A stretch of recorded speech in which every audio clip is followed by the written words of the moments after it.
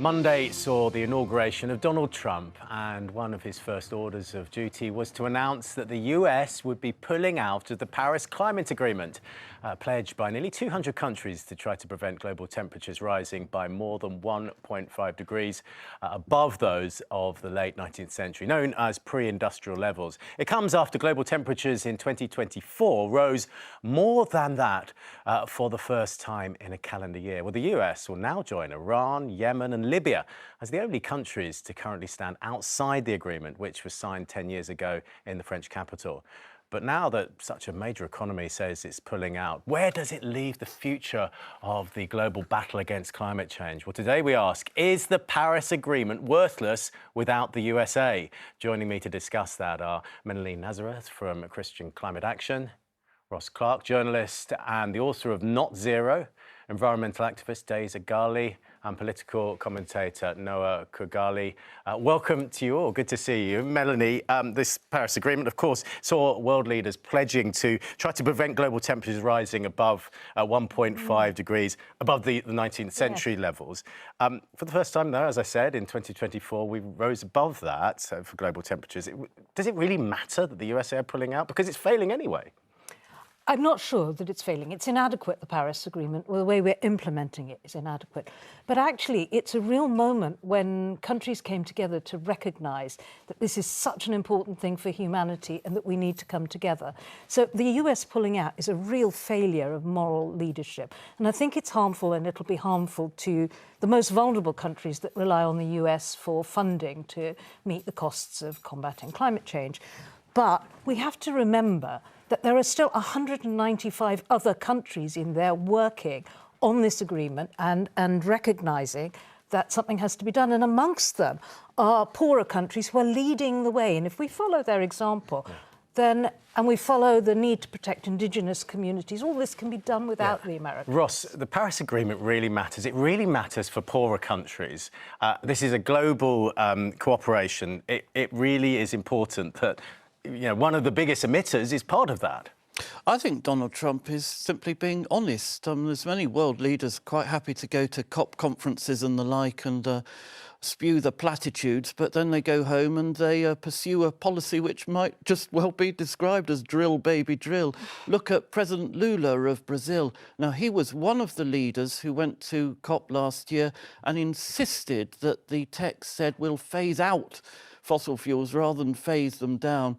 And what did he do? Simultaneously, he's following a policy of becoming the world's fourth largest oil producer. So, what difference does it make? It's a very good point, isn't it, Dave? So you get a leader going to the COP summit, they say they're going to do this and that, and then they go to their electorate and they say, and they do something completely different. Donald Trump is just being honest. I do think it is a shame, though. I think we have to recognise that as being one of the largest emitters in the world, we have to recognise that they should be in the room to some extent. And I think there's an element of where this could actually end up being almost a good thing sometimes. Because when we start to think about it, if the US is no longer part of the Paris Accord, you're still going to have leadership from places like the UK, the EU. There will still be movement on climate change, but it'll be movement that won't be sabotaged from internally, like the US being there when they don't want to be there, when they don't want to do things for the climate crisis and they want to continue to drill. So this actually might make negotiations to run a lot smoother. Yeah, Noah, temperatures are rising, and we know that we're forecast by the end of the century to reach about 2.6 degrees, which is way over the 1.5 limit, the sort of line in the sand that we drew. That's what we're predicted to reach. Now, people will say, oh, well, we don't like the Paris Agreement, but that's all we've got. That's all we've got. Well, is it? Tell us. Look, ultimately, the Paris Agreement has always been, and to put it in very simple terms, mostly just good vibes. That is about it. It doesn't really do anything. It's not a solution. It's just a bit of a statement of intent for some people. But look at some of the signatories. You've listed the ones that aren't, but China is a signatory, India's a signatory. They're not pulling what we would call, doing their bit. They're not doing that at all. So what have we got then? I mean, that is all we've got. Yeah. And it's better to have them, as Dave was saying, sort of in the room and on board. Well, they're not really on board. All right, in the room. I think I have to disagree with that. Can I just ask what's the solution? Just quick, market forces and technological innovation. Okay. That's the solution. So I think you will find that big emitters like India and Russia and China are on board. And without the agreement, the position would be considerably worse. This is a mechanism through which they have to pledge nationally determined contributions. It's a mechanism by which we can try and hold them to account. Now, it's imperfect. It's far from meeting the situation. But it doesn't mean that people are not behind their countries making these changes. We know that 68% of the UK, for instance, think that this government should act on climate change. And that statistic is reflected across the globe. These countries have to act through the Paris Melanie, what about what Ross was saying? I mean, a pledge is fine, but it could be just empty words, and it sounds like it is in some cases. It's a pledge. It's not. It's not. And so often people... that is right, but it is for the people in countries to hold their governments accountable. And if you don't have those pledges, what do you hold them accountable to? So, and we have to remember that the option is disastrous. What do we face? What do we in this country face? Well, the statistical reality is that US carbon emissions have been on a downward trend. Even when Trump was in office last time, wind capacity went up. Despite Biden rejoining the Paris Agreement, oil and gas production in the US still went up. The solution here is going to have to come from the market. It's whatever you feel about Elon Musk, you essentially have a man who is at the right hand of Trump at the moment, who's built his reputation on green cars. Well, Days on that. Because I think, Melanie, you do have a point about how there has to be accountability. Like, at the moment, I feel like it would be really awkward to have this conversation about America and their climate agreements without talking about the LA fires. That was like one of the biggest moments this January of recognising that the climate crisis is already here.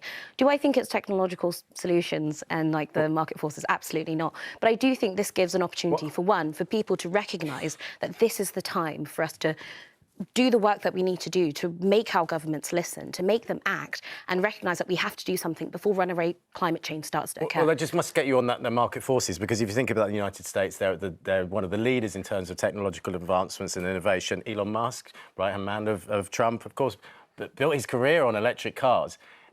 Surely there is something in that it does work, that if it is economically important for a country to make money to, say, build electric cars, they'll build electric cars. But I do think, yes, technology has a place. I'm not an anti-technologist. I think technology is really amazing. However, technology can't be the only solution. We don't have enough time to see the technological advances that will be able to mitigate the kind of scale that scientists are talking about.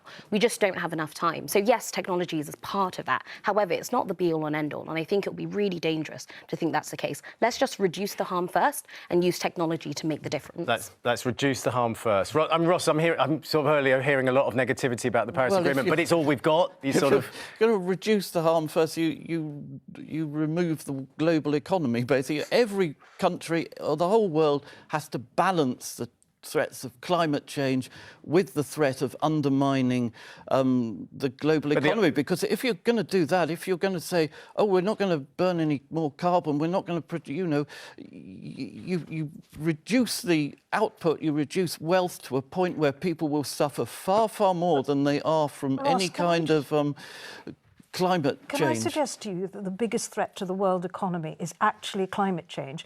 And what your argument means is that we're sacrificing the future cost for really short-term gain.